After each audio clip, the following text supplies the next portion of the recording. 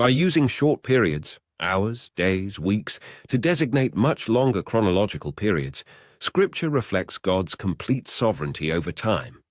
This tendency of Scripture to diminish the significance of a given period of time in proportion to the importance of time's inventor and master is common in the Bible, and is often accomplished in this same way, namely through the use of relatively small units to refer to much longer chronological spans.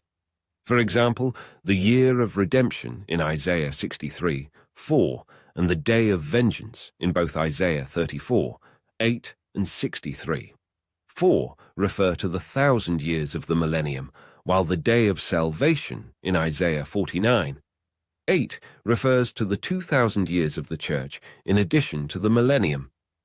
In the 77's prophecy of Daniel chapter 9, each day of the week is a one-year period. Daniel 9:25 through 27. Similarly, at Revelation 12:14, the time, times, and half a time refers to the 3½ years of the Great Tribulation, as in Daniel 4:16, the 7 times are 7 years. The effect of all these passages is to make it clear to God's elect that even though time plays such a seemingly dominant role in our lives, it is nothing at all to God, and presents not the slightest obstacle to the accomplishment of his will. It is merely a tool he has invented for the ordering of our lives, wherein we may choose for him.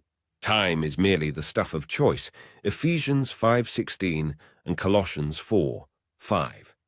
Therefore, 7,000 years, the sum total of human history, may seem a long span to us from our earthly perspective, but in terms of the eternity that God has constructed for us, his faithful followers, it is an inexpressibly minute period of time.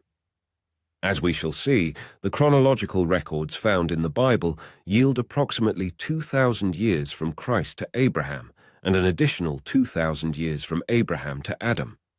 Given that the Gentile and Jewish ages both covered circa 2,000 years, and that the millennium, the final day in God's plan for human history, will be 1,000 years, it requires no great leap of exegetical skill to posit a comparable 2,000 years for the church age. In so doing, a total of 7,000 years results, wherein each millennium is reckoned as a day in God's system.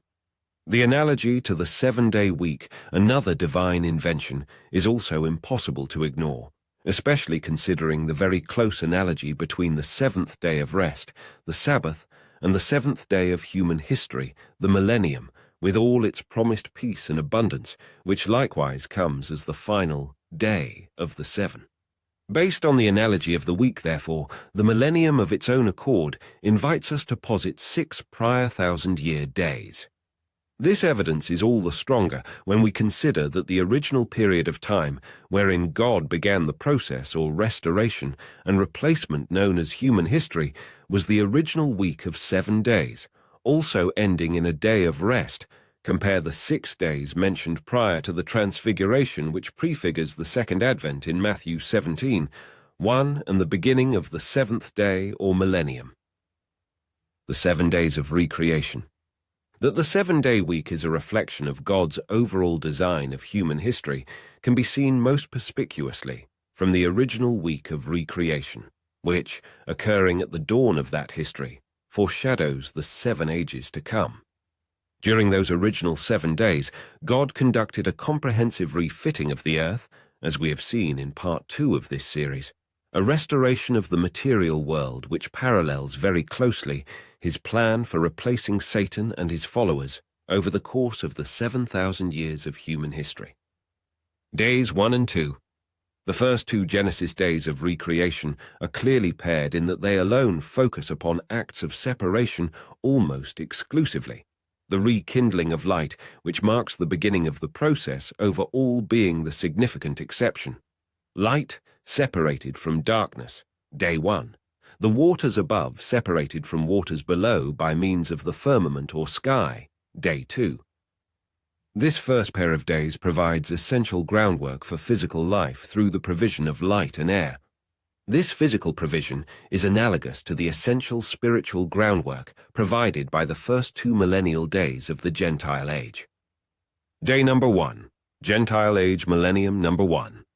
Just as light, the foremost necessity of physical life, first appears in the dark world on day 1 of recreation, so God's truth, the foremost necessity of spiritual life, first appears in the devil's dark world during the first millennium of the Gentile age, beginning with the first promise of Christ, Genesis 3:15. This legacy of truth is then perpetuated through the line of Adam and Seth down to Noah and his family. Day number 2, Gentile age millennium number 2. Just as air, a necessity without which physical life cannot be maintained, is provided on day 2 of recreation, so during the second millennium of the Gentile age, God guaranteed the fresh air of freedom for mankind, an attribute as absolutely essential for spiritual life as air is for physical life, through the prohibition of angelic interference, Genesis 6:1-7. The restraint of crime through law, Genesis 8:21-9:17. The repression of one-world tyranny through nationalism, in specific response to the Tower of Babel, Genesis 11:1-9. God's instrument of judgment whereby 1. The angelic outrages of Genesis 6 are brought to an end, 2. After which the rule of law is established, and 3. In consequence of which the nations are divided, is the great flood, the deluge that temporarily restored the earth to its pre-dry land condition.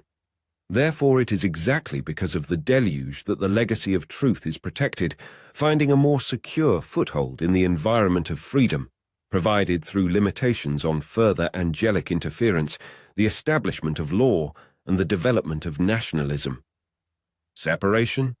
As the first pair of Genesis days focuses on the formation of an essential environment for physical growth through the separation of light from darkness and the waters above from the waters below, so the first pair of millennial days, the age of the Gentiles, focuses on the formation of an essential foundation for spiritual growth through the provision of divine truth, separated and protected from the devil's lies, and human freedom of choice, separated and protected from the devil's best.